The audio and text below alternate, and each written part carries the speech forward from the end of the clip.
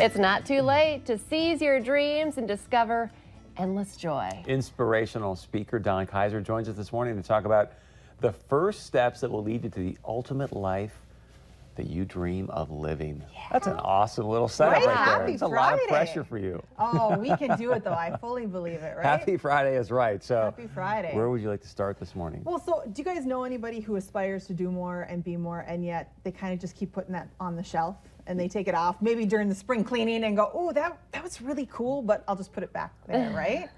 And what I've been on a journey of is discovering what's the difference between that person who keeps putting their dream on the shelf and the person who actually lives their dream and is actually achieving their ultimate life. And the key that I found is that they actually create space to ask some key questions that will help them achieve their dreams. Okay, and you've got 5 questions we should ask. Got 5 questions. There are more than 5 questions, but these are kind of what I call the ultimate 5 questions to help you with your ultimate life of joy, right? And number 1 is actually if you could take off the limitations and there were no limits, there were no possibility of failure, what would your actual ultimate life look like? And more importantly, what would it feel like?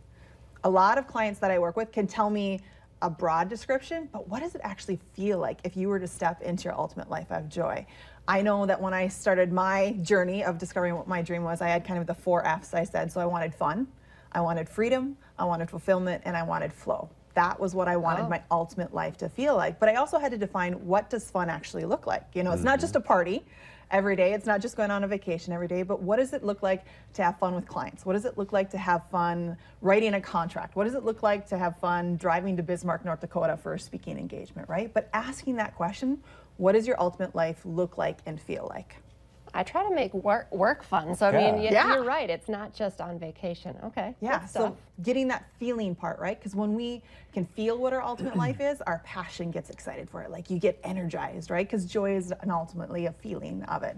Number 2, then, once you know what your ultimate life looks like, then it's to ask, what's holding me back?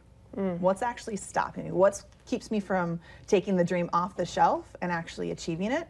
And a couple key things that I find is, number 1, lack of motivation. You just aren't very clear yet that this is ultimately what you want. And number 2, I actually did a Facebook Live on this just yesterday, is excuses.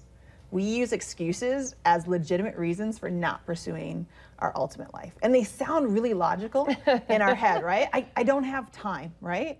Or I can't afford it, or I've got kiddos and it's too busy. When the kids graduate, then I might pick up this ultimate life.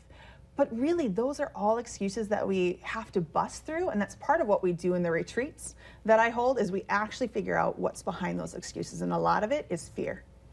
I'm afraid that if I actually achieve my ultimate life, there might be a fear of judgment, or there even might be a fear of success, that people will start to see that I can actually do more and be more and hold me accountable to even more in my life as well. Wow, that's deep. Yeah. Deep for a Friday, right? Yeah. All right, well, I was going to say, it's kind of taking the buts out of there when you're talking about excuses. Exactly, right? How many times you say, I'd love to do that, but I can't do that right now, right? Or I don't have the time. I know when I stepped into my dream, I actually had to determine if I was going to pursue my dream or if I was going to actually do 2 speaking engagements. And I had to actually turn those speaking engagements down in order to pursue my dream, which people go, well, isn't your dream to speak? It is, but to go to that next level, I actually had to say no to 2 speaking engagements and not use those as an excuse. So what do you mean specifically? So last year, I actually got an opportunity to work with a coaching business coach.